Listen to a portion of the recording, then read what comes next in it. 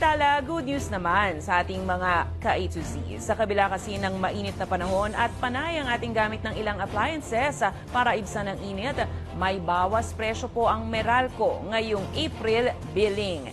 Pero ayon sa monitoring ng electric company, posibleng sa susunod na buwan, mararamdaman na ang epekto ng tag-init sa singil sa kuryente. Alamin yan sa balitang A to Z ni Ace Cruz.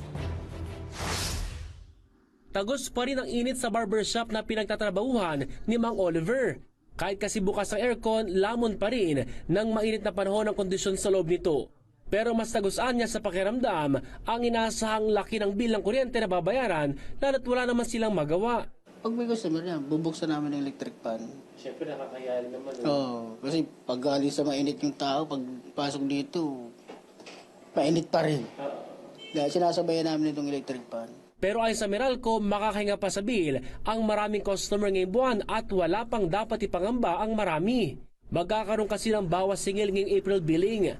Halos pisong tapya sa kada kilowatt-hour ang ipatutupad dahil sa bumabang generation at transmission charges. Yan, so meron pa rin tayo nakitang reduction dahil sa generation plus the accompanying taxes. Kaya meron naman tayo nagkaroon ng malaking reduction.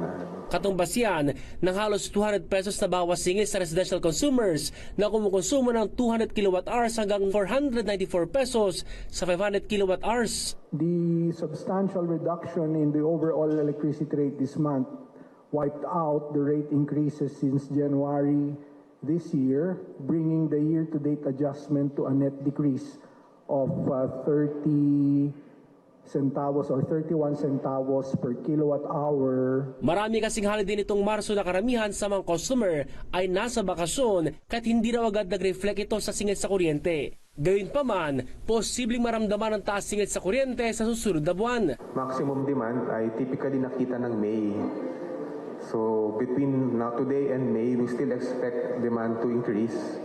Usually the 3rd or 4th week of May yan.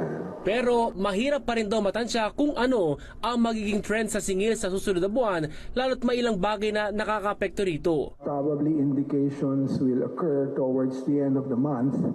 By then, we will probably have a view as to what the actual situation will be in terms of the dispatch capacity, forex, fuel cost, and many other factors.